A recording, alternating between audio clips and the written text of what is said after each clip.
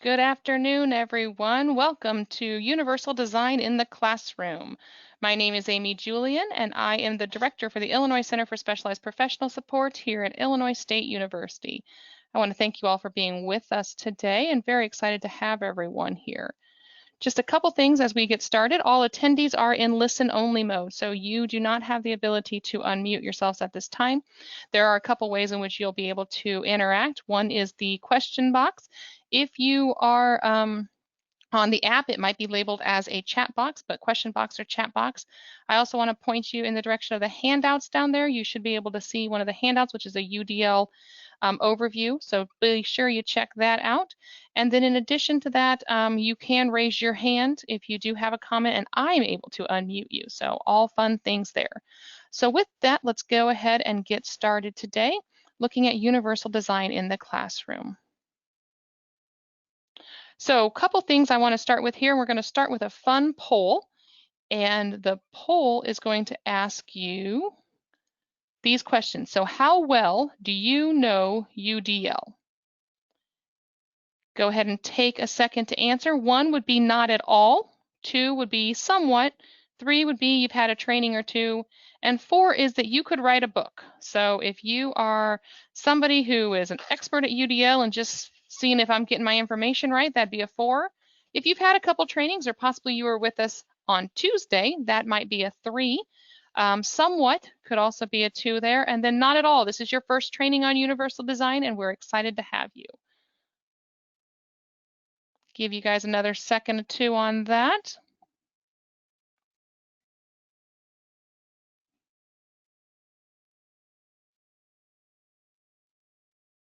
Okay, looks like the poll's slowing down, so we'll close the poll and share that out.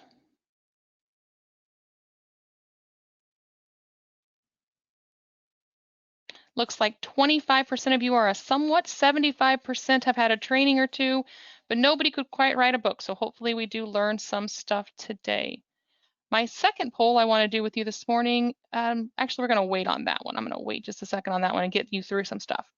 So let's start with universal design, and of course where we start would be a fun definition. So definition for UDL. Universal design first presented itself back in the 90s. And if we all think about where we were and how exciting our hair was back in the 90s, very different place. It has more predominantly been viewed over the last few years. It comes into play in Perkins and the Higher Education Act, that's HEA there. And what they're both defining universal design is a term that means scientifically valid framework for guiding educational practices. That, and then we have the A and B. So you're looking at a scientifically valid framework for guiding educational practices that provides flexibility in the way information is presented. We'll talk about that today. Flexibility in the way students respond and demonstrate knowledge and skills.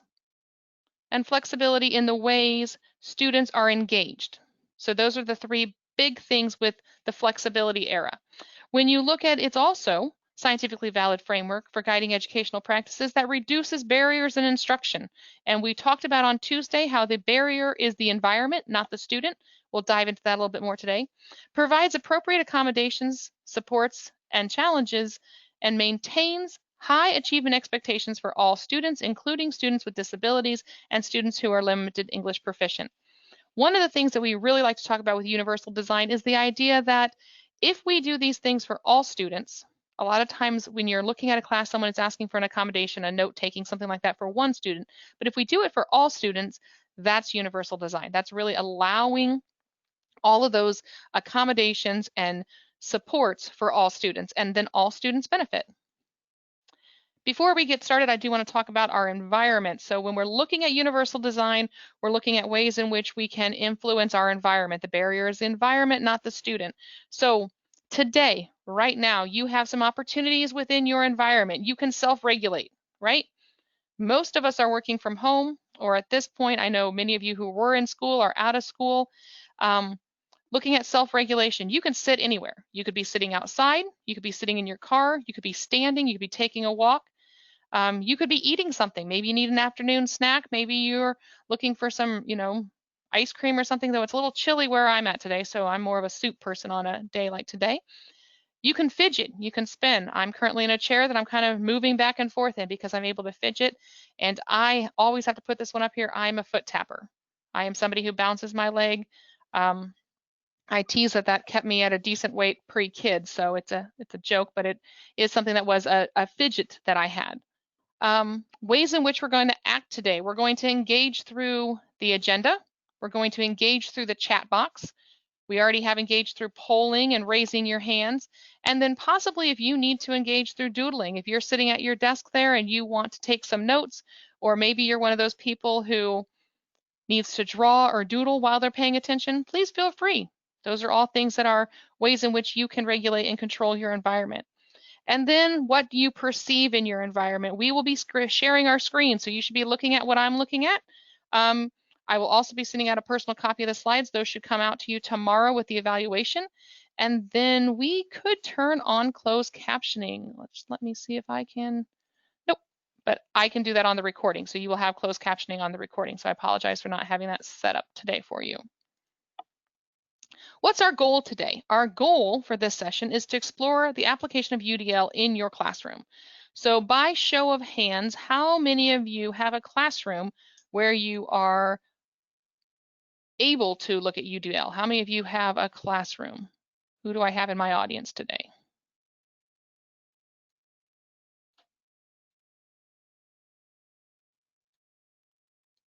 All right, we got a couple. Awesome, thank you. So we do have a couple people who are in the classroom. I'm seeing a couple familiar names, so I know we have some administrators with us today, which is fantastic. But we're going to look specifically today on how you explore the application of universal design in the classroom.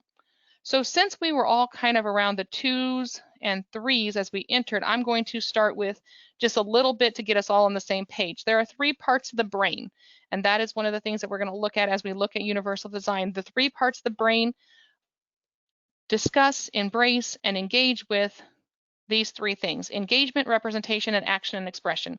The why, or the effective network, the what, or the recognition network, and the how, or the strategic network. We're going to move into this a little bit more today. We did cover this quite a bit on our part 1 of our series. This is part 2. But really looking at how we engage, what we engage with, and why we engage. So engagement, representation, and action. So how do we design learning goals, methods, materials, assessment that work for everyone? Dun, dun, dun. We start by asking, what are the goals and what are the barriers? Then we infuse universal design for learning based on learning goals. So what we're looking at is starting with, what are our goals? So you all have different goals for your classrooms. You all have different goals for your curriculum. But what are the goals and what are the barriers?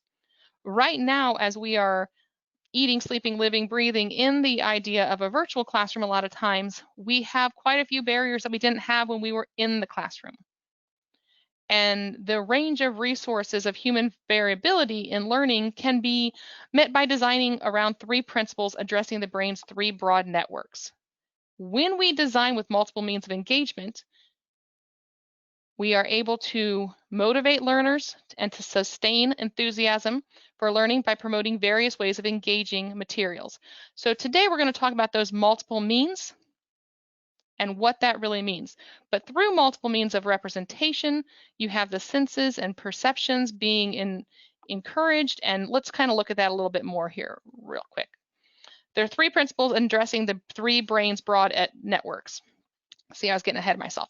We design with multiple means of engagement in order to motivate the learner and sustain enthusiasm for learning by promoting various ways of engaging with material. So multiple means of engagement. So how do we allow that learner to engage? And we're going to talk about some ideas for your classrooms. We're going to talk about some ideas for how you can change up the way you're engaging. Maybe it's through slides. Maybe it's through a presentation. Maybe it's through worksheets. What do those look like? Multiple means of representation. This is the network sense of perceives information in the environment and transforms it through usable knowledge. So what are you using to represent those things? How does that look? How are they digesting that information? Finally, multiple means of action and expression is designed so the learner can organize and initiate purposeful action in the environment. So what does that look like as you roll out? But you want to be sure that when you have those 3 areas of the brain, that you're connected to the 3 broad networks through multiple means for engagement, multiple means for representation, and multiple means for action and expression. So how do we do this? The range and source of human variability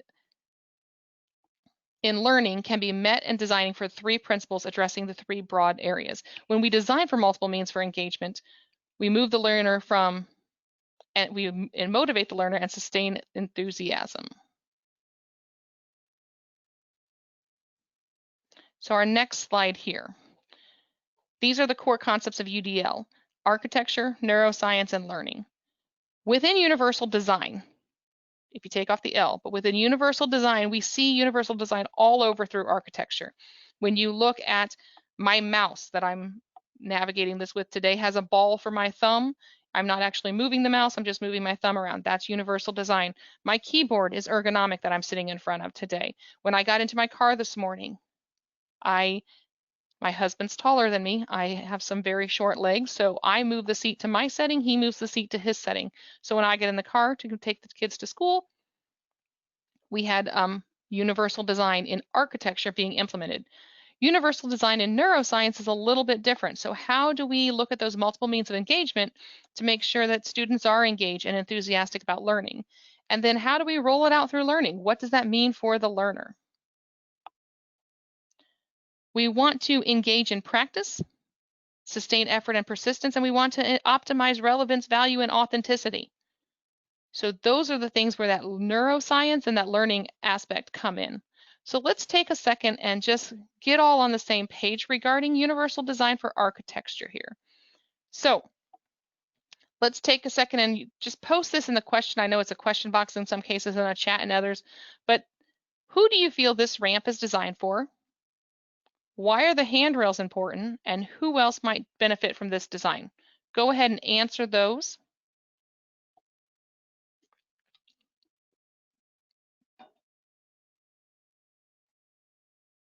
Keep in mind that the goal is still to get to the top of the stairs. However, there are a few simple design strategies that make the experience more accessible for all individuals.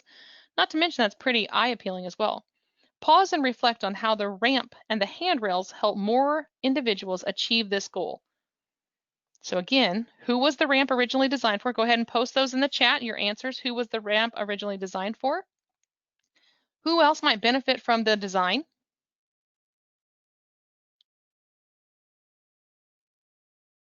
Why are the handrails important? And then think about how would you feel if you were told that only if you were in a wheelchair could you use the ramp. I'm not seeing chats. Anybody got any chats going on there?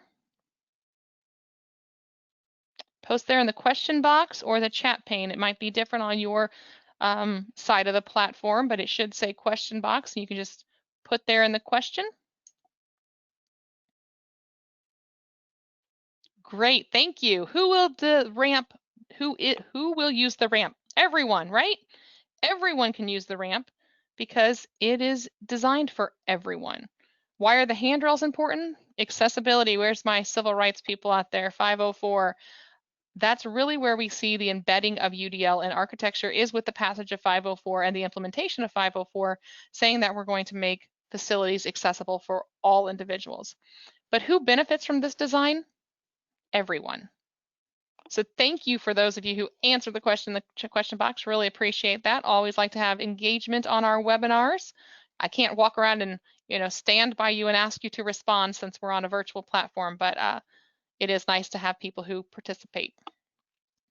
So when we're looking at universal design, we're really looking at equity versus equality and universal design. And this is a really fun graphic that I like to share out. So this is taken, I'm sure you've seen the first two several times, and you have equality is that first one. So everybody gets the same thing. You all get a size 8 pair of shoes, and you're going to use those shoes to go out and run a mile.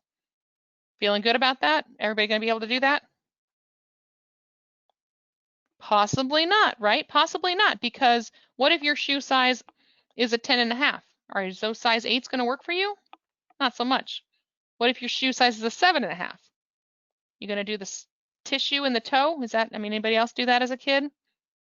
If I could see your faces, I might see some nodding out there. So yes, equality is everybody getting the same thing, but that's not necessarily equity. Equity is that next picture there, and that's everyone getting what they need to succeed. So the first gentleman there, he's pretty tall, right? He doesn't need a box to see over that fence. He's good. So his box can go to the last individual there, and they're now all able to see. Everybody gets what they need to succeed. Yet, the third diagram there is universal design. The barrier is in the environment, not the learner. Dun, dun, dun. Yes, so you have the idea of the barrier being the fence. Remove the barrier, or make the barrier something that everyone can work with. Pretty exciting, right? We're going to talk about how this looks in your classroom. Core concept of UDL, the barrier is the environment, not the learner. Important to note, UDL is not a checklist of things to do. It is a lens for looking and thinking about everything you do. So just keep that in mind as you go through all of your examples, all the rest of this hour we have together. It's not a checklist, but it's a lens by which we look at things. So we're going to talk about these next few just quickly so you have a foundational knowledge there, because I did see that there was a couple people who were kind of, most of us are in that too. So UDL and the learning brain, again, the strategic network, the how, the effective network, the why, the recognition network, the what. There is no average brain. We talked about that a lot on Tuesday, and so you can go back and watch that if you need to. But the research, and everyone has told us from neuroscience, that there is no average brain. Your brain is unique to you. It's as unique as your fingerprint. The way in which you learn is as unique as your fingerprint to you. And so there is no average. So when you plan for the average, you really plan for no one. Really important part and fundamental principle of UDL. The brain has incredible plasticity. And by that, we mean you can learn. We all know that, right? We're all in education. If we didn't think everyone could learn, we'd be in a little bit of trouble. And so what's important to note is based on experiences, you can learn new things. And we know that. There is a wonderful study done by Lise Elliott around pink brain, blue brain. She wrote a book a couple years ago. And the phenomenal research that came out of that was looking at spatial reasoning skills and how when students are in high school, spatial reasoning skills are much more high level for male over female. However, if you trace that back to what exposure they had and what they worked with as students and what games they engaged with, you see that if you provide Legos, dun dun dun, Legos, I know y'all are loving my dun dun dun today, aren't you? But if you provide Legos for young ladies, young girls, they will be able to conquer spatial reasoning skills, and their test scores in math and science will increase. So you have a huge individuals who are looking at the expansion of spatial reasoning skills and looking at the implementation of Legos. Now, if you go to the Lego aisle today in a Walmart or Target or somewhere, you're going to see a ton of Legos for both boy and girl. Exciting, right? And then the goals for the nervous system. And that's really what we're looking at, is improved goals for a nervous system. So a couple things here that you'll get when you get this session is the PDF version, which actually this is what is your handout. So you have this now, and then there's an online interactive version that I will share when I share the PDF for this PowerPoint. And these are the guidelines around representation for universal design. This is what you should be looking at if you pulled that handout out and you're looking at provide multiple means of engagement, provide multiple means of representation, and then provide multiple means of action and expression. So you're looking at the effective network, the why, recognition network, the what, and then the strategic network, the how. And as you can see, and we'll dive into this a little bit more, providing options for recruiting interest, providing options for sustaining effort and persistence, providing options for self-regulation. These tabs over here on your side there, let me see if I can circle them for you, are really important too. Access, build, internalize, and goal. So the way you read this is looking at the multiple, and I've got a slide for it. Looking at the multiple means of looking at it through access and then engagement.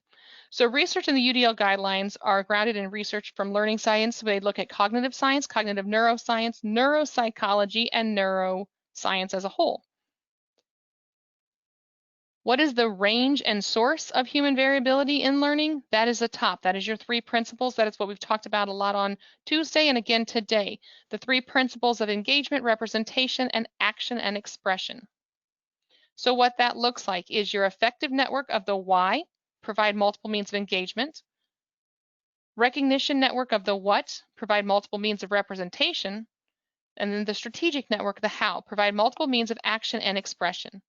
Effective networks will monitor your internal and external environments to set priorities, motivate, and engage learning and behavior. You ever take a class and the student asks, why are we learning this? We want to be able to tell them why, right? When I was in high school, I had a wonderful teacher, great guy, but when I asked him when I would need algebra, he said, to pass the test. As a learner, that was not something that I was really keen about, and I'm sure he loves that I still tell that story, and he is since retired, but a delightful man. Recognition of the what.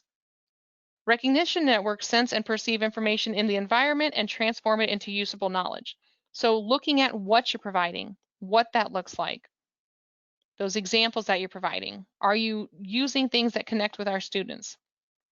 And then 3, multiple means of action and expression. The strategic network plans, organizes, initiates purposeful action in the environment. How are we doing it? Hands-on learning, right? I'm talking to CTE teachers out here, and we are the prophets, the experts, the amazing, wonderful people who know all we can know about hands-on learning, right? We're the leaders, as we should be. Oh, I got ahead of myself there. So how will students engage? How will students perceive? And how will students act on their understanding? Let's look at that a little deeper. How will students engage? Ooh.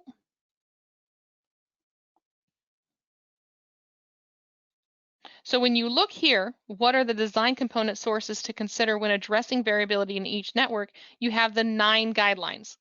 So you have the 3 principles, 9 guidelines. The 9 guidelines talk about looking at access points, building points, and internalization points there. There are 31 checkpoints. That's the practice. What does that look like? What does your practice look like? 31 checkpoints. So again, when you're looking at the structure designed for UDL, you have 3 principles, the brain networks, 9 guidelines, the design components, and 31 checkpoints, specific practices.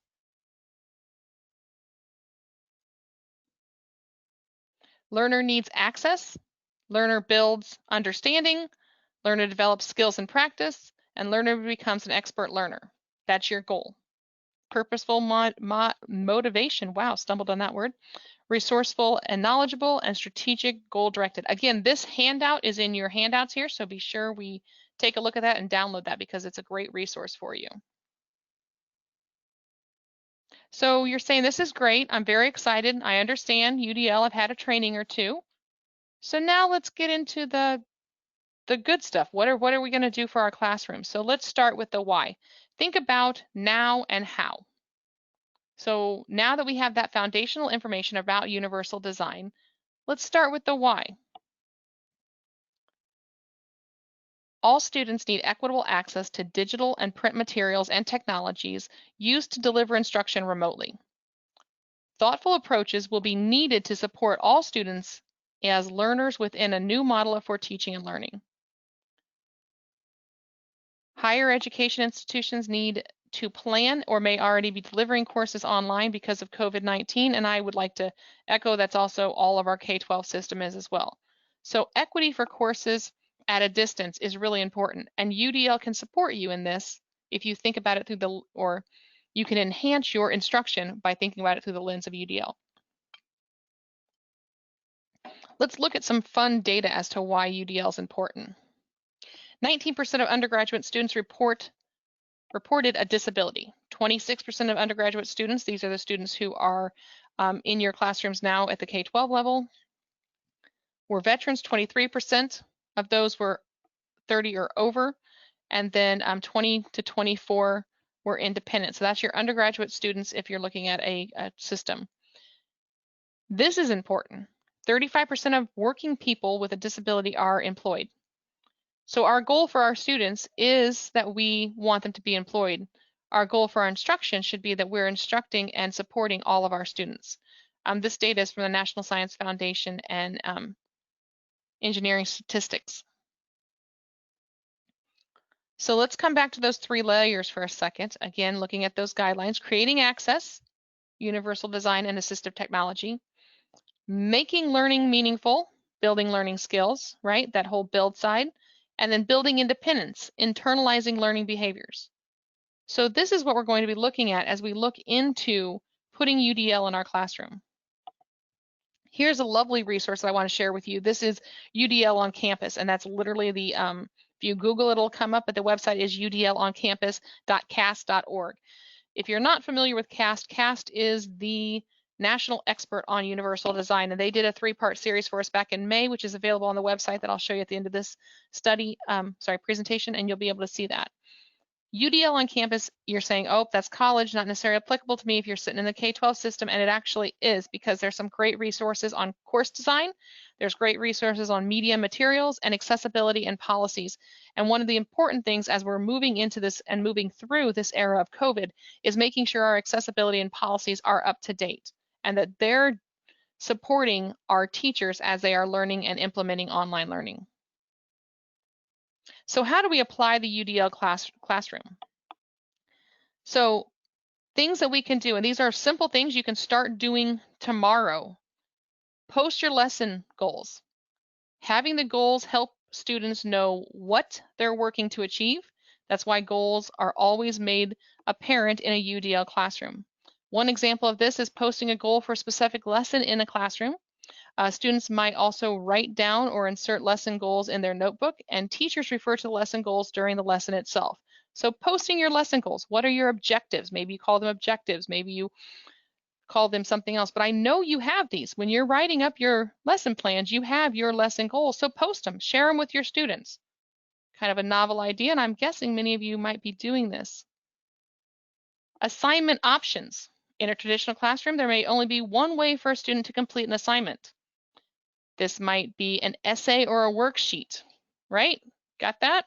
But maybe consider that with UDL, there are multiple options. For instance, students may be able to create a podcast or a video to show what they know. They may even be allowed to draw a comic strip.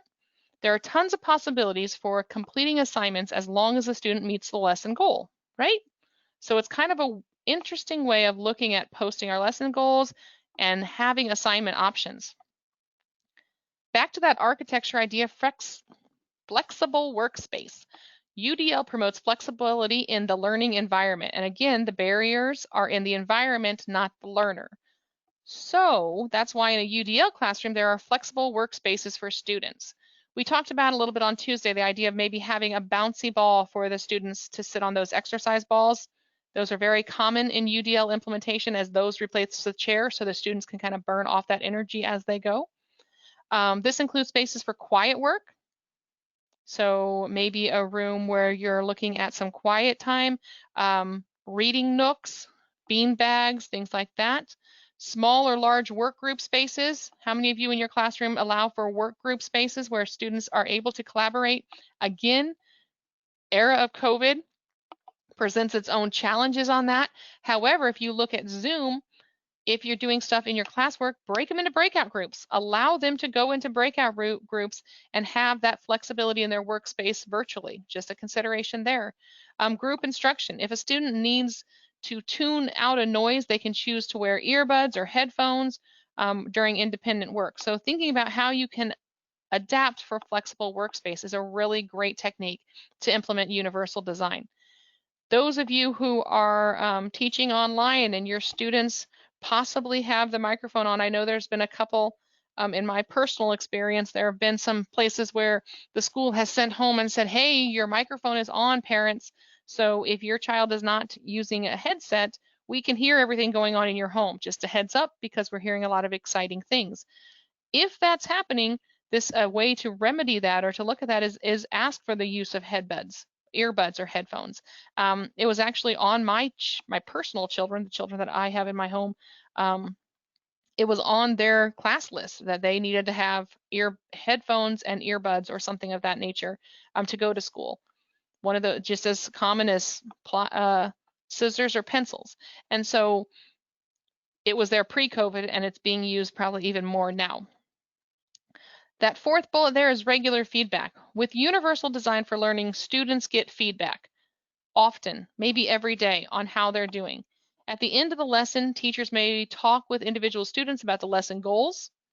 Students are encouraged to reflect on their choices they made and whether they met their goals. If they didn't meet their goals, they're encouraged to think about what they might have done, what they might do differently that will help them meet those goals. Regular feedback is a real key point in applying UDL within your classroom. There are a lot of great ways to do this in person and online, through the chat, through individual feedback, through worksheets, through all of that thing, all of those things. But regular feedback, helping the student understand where they are and how they're progressing, is a great way to infuse universal design. And then that final bullet there, digital and audio text. Universal design recognizes that if students can't access information, they can't learn, right? So in a UDL classroom, materials are accessible for all types of learners. Students may have options for reading, including print, digital, text-to-speak, and audiobooks. For digital text, there are also options for text enlargement, with choices for screen, color, contrast, video captioning, and there are transcripts for any audio sessions that you provide. Again, these are all things, especially this last one, that we do for 504. These are all things that we do if a student has an IEP. In the K-12 system, it's the IEP. In the post-secondary system, it's student support services. When you're looking at those, what are things that you can do as an instructor that could be allowed or shared with all students? So just think of those fun things there. So how do you introduce UDL into your classroom? Let's look at a couple of fun ideas here. Number one, know your students' strengths and weaknesses.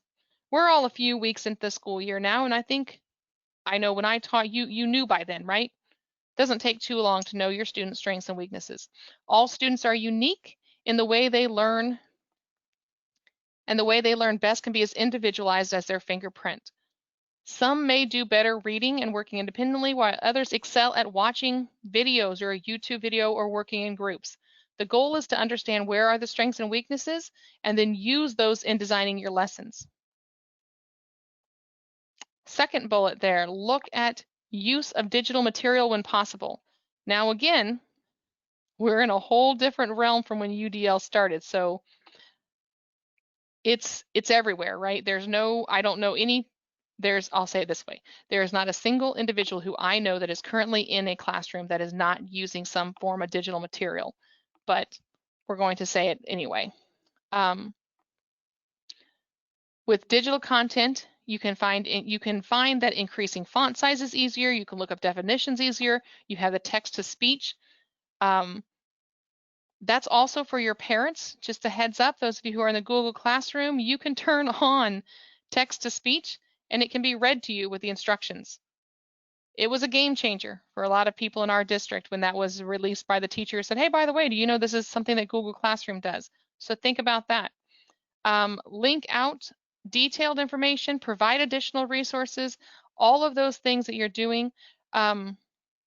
Particularly useful for students with dyslexia. If they need reading tools, having that text to speech really does help those students excel and achieve. If your classroom materials are not in a digital format, consider ways to change this. For example, you can replace outdated content with more up-to-date digital content.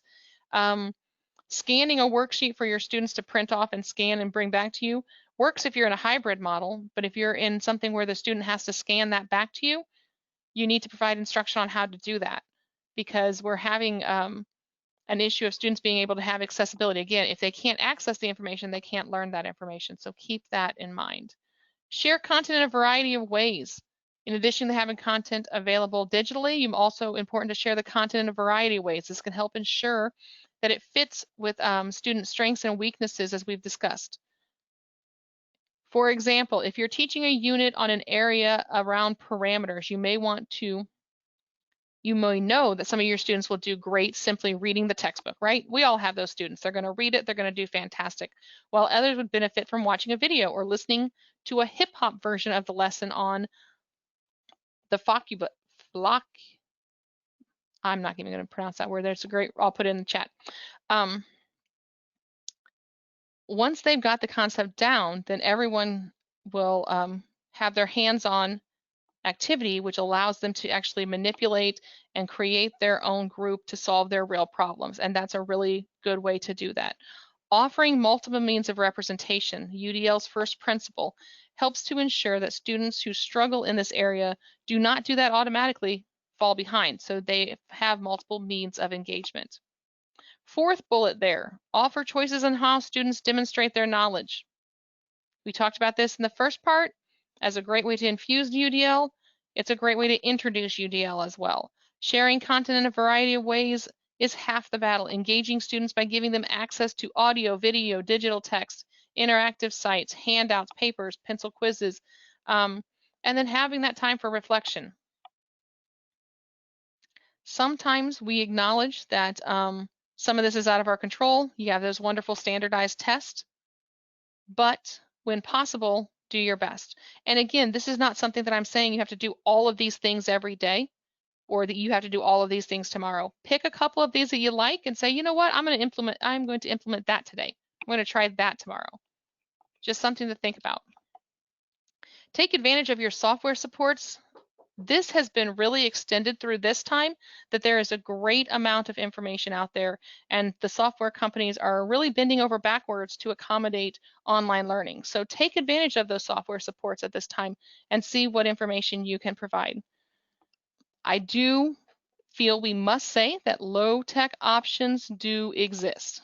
So even though we've been going on and on about the importance of digital content, software supports, and other technology-related tools, it is important to know that UDL is not all in tech. Low-tech options do exist, and there's a lot of things that you can do within your classroom that don't have technology with them.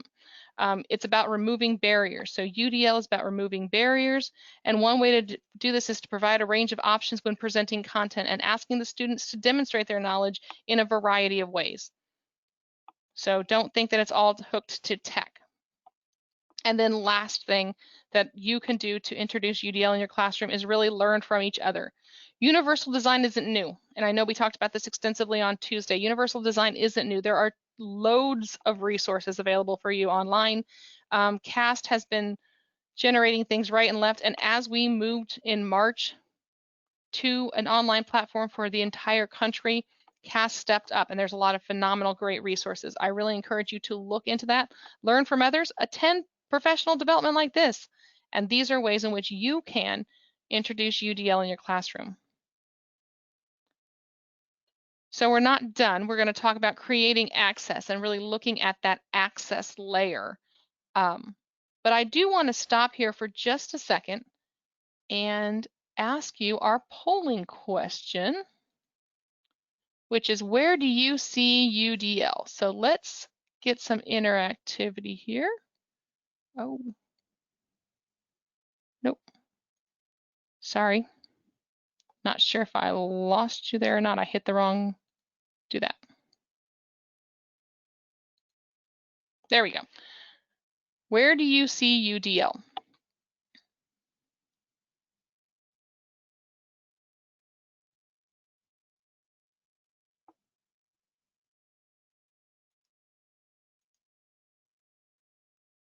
First one is in my car, in my kitchen, as I walk to the bank, in my classroom. Where do you see universal design?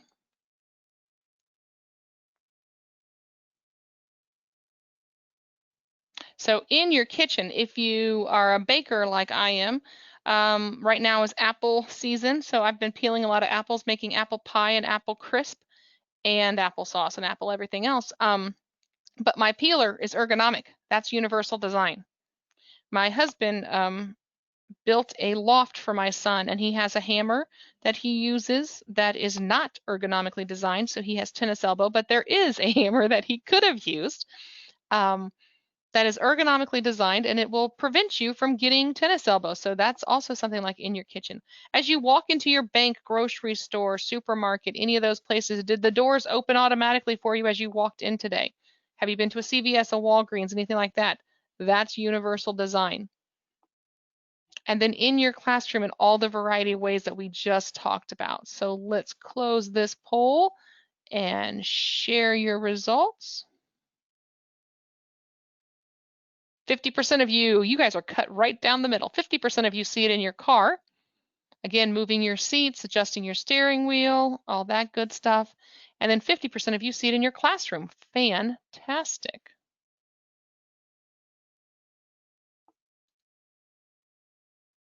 So let's go back to our slideshow here.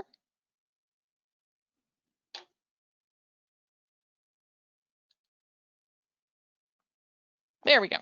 So creating access. All right.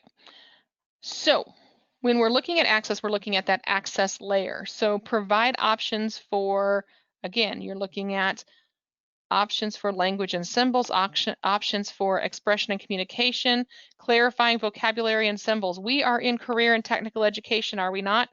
Do we have acronyms? Yes, we do. You should all be saying, yes, we do. We have acronyms. And are our acronyms different? Does IT acronyms mean the same thing as healthcare acronyms? No, sir, they do not. Acronyms are very unique to particular occupations. So when we're looking at universal design, one of the things we want to make sure is that our language and symbols are understood by our students. So at my institution, when I say CTE, in my mind, I'm meaning career and technical education. But if I say that to a faculty member at ISU, it is a committee that oversees tenure processes. So I don't do that, but that's something that they feel that those acronyms and that letter arrangement mean. So we want to be sure that we clarify vocabulary and symbols. We also want to clarify any kind of structure that's going on, what that looks like, support decoding, all of that stuff, talk about text and what those things mean. So that's something that we should all be doing, and I'm guessing you all are doing, and that's universal design. So accessibility is defined by the U.S. Department of Education Office for Civil Rights, and I want to just kind of share this out with you. A person with a disability can acquire the same information, engage in the same interactions, enjoy the same services in an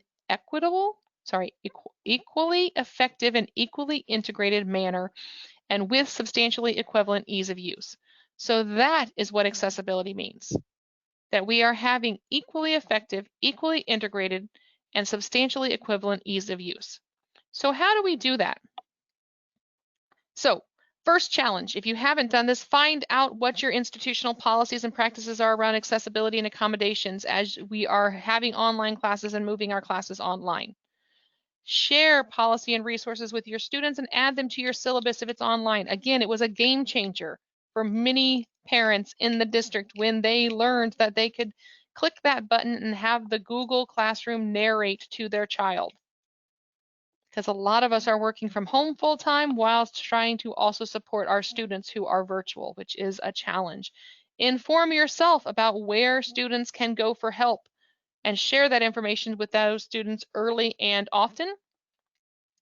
And then build your own students' best practices.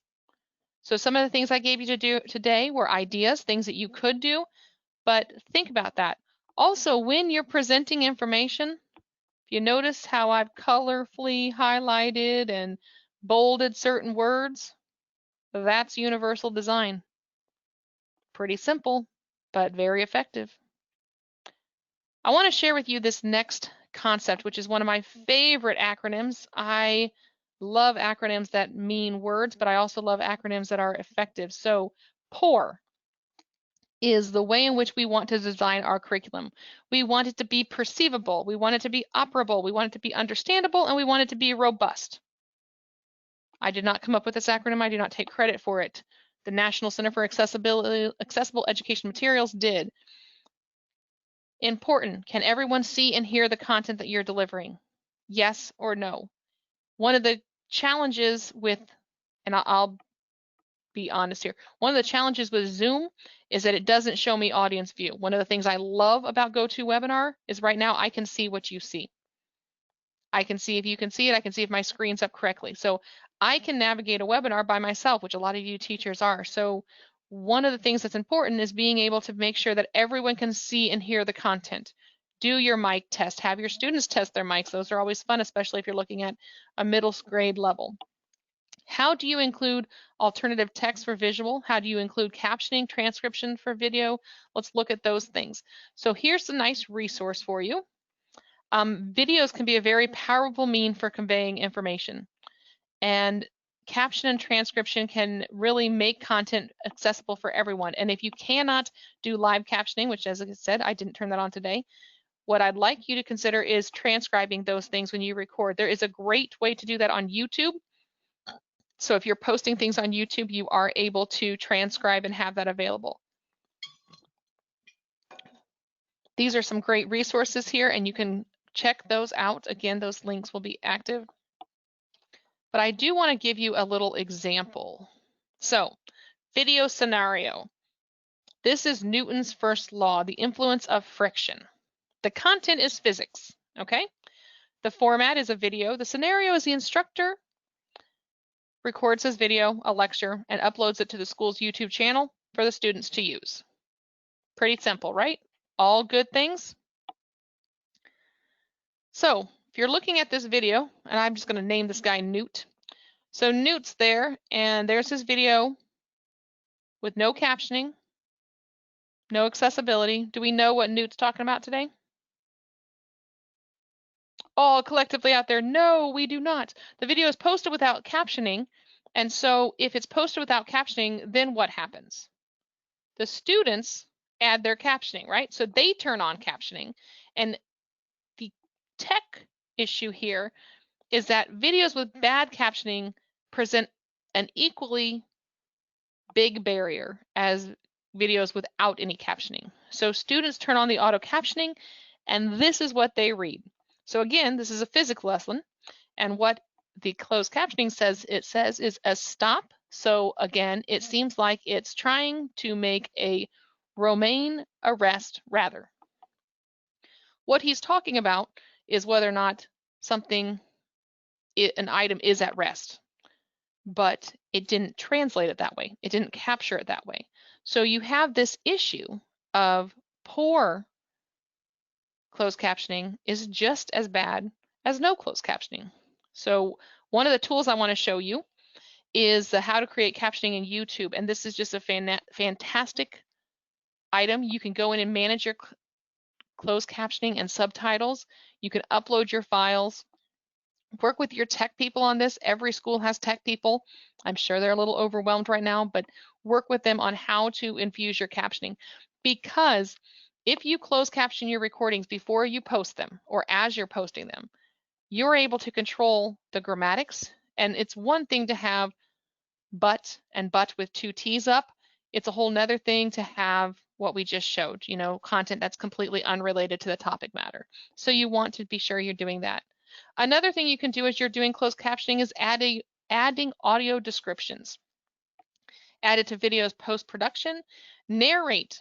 Describe relevant details about the on-screen action. If you're doing a lab, that's really important. If you're doing any kind of science experiment or something like that, be sure that you're talking about what's going on. In addition to that, narrate who's in the room. What are the physical spaces? What does it look like? What are people's expressions as you're doing it? Looking at ways in which you can add audio descriptors. It really will help your students engage and keep them captivated with the content that you're delivering. Here are some great resources, and I wanted to share these with you. This first one is a video about universal design at McGill University. This is a phenomenal resource. This university embraced universal design all the way.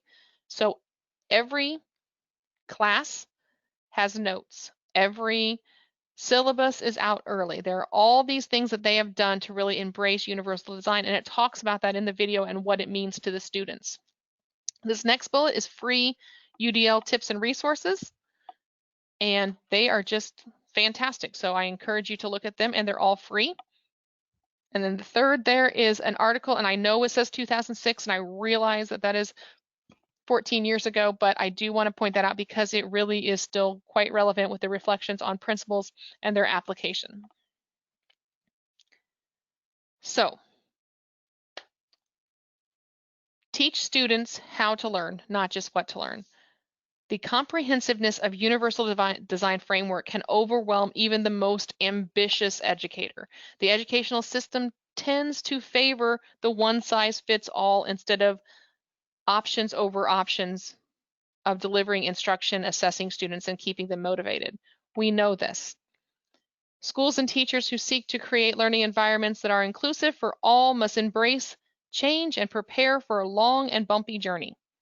Universal design framework is complex, and there might be the need to introduce individual components of it over time. And that's what I'm saying. Pick some things that you like and start doing those tomorrow. Pick a couple other things once you have those things mastered.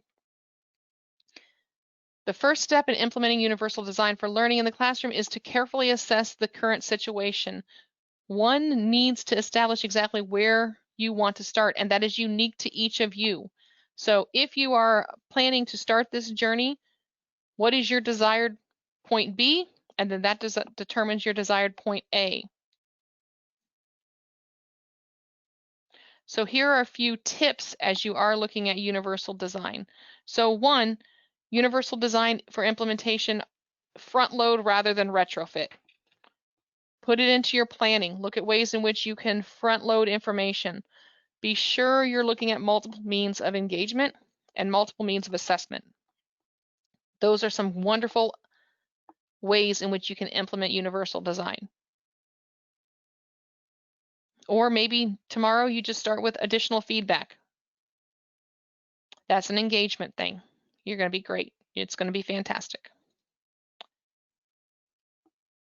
UDL varies in every context. And this is something that if you've heard a CAST training or if you've heard me speak before, small changes make a big difference. So if you start doing little things, those will make a huge difference in the way in which your students engage and interact with each other. I want you to think about things to consider when applying UDL to the classroom.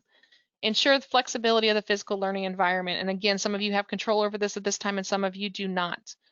But we also want to establish clear learning goals with our students. This is important across the board. This will help your students who are on the spectrum. This will help your students who have limited English proficiency. This will help all of your students. Establish your clear learning goals as you start, and we're still early enough in the semester to do that. Determine the types of content that best supports their learning. So looking at ways in which we can or can't access information and how do you learn that? So what are those things that they're not able to access if they're online and how do we remedy that? What are those things that they can't access and how do we work with that? There are many types of disabilities that students suffer from and maybe they just thrive in a different content. So you have to look at the way in which you can meet students where they are. In a UDL classroom, all learning content must be accessible for all types of learners, and that's something that we're really all working to support right now. Consider together all the assessment types. One of the big things that UDL champions and ask for is not a comprehensive exam at the end of a semester full of information that you ask students to regurgitate what you have told them all semester. That is the anti-UDL model. UDL considers and wants you to consider all different assessment types. You have students in your classroom who excel at presenting. You have students in your classroom who excel at demonstrating. You have students in your classroom who excel at test taking. Do you have multiple means of assessment to let all those students show you how well they have attained those goals, those clear learning objectives that you've established for them? Can they demonstrate those in one way, or are there multiple ways in which they can demonstrate that information? And then agree upon purpose of feedback and grades. And again, I encourage feedback. I encourage you to talk with your students and to almost over communicate. This is something as we've been moving through COVID, and I've been doing quite a bit of professional development on thriving in the era of COVID, thriving in a virtual workplace, supporting mindfulness. over communication is really essential, because in a classroom, you could look around and you can see, oh, I get it, they're getting it. I can see their faces, I can see the lights going on, I can see them engaging. In a virtual classroom, you can't. So if I was standing in front of you today, I could look around and I could say, okay, I see this, we're good to go. I've got, Nicole is getting it. She's got her, she's taking notes there. Carrie looks like she still might have a question, but Carl's got this. He could probably teach it at this point. And Andy, I'm not sure where Andy is, but in a virtual platform, I can't see your faces.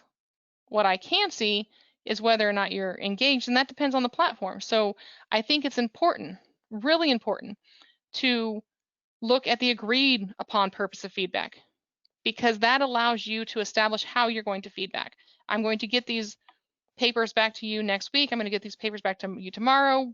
We're going to have a blog for this class, and you're going to be able to ask questions on this blog or this thread, depending on what you're using. I know, like for ISU, we do have on ReggieNet, you can have forums. So you can have discussion forums and you can provide feedback on those forums, which is fantastic. But again, every school has different things. So as we wrap up today, and I know we're just about 3 minutes left, I want to ask you, what is your takeaway and what questions do you have? So if you have any questions, go ahead and post those in the question box there. And if you have any takeaways, what did you learn today? What is a takeaway, or what is one thing you're going to do differently with your class?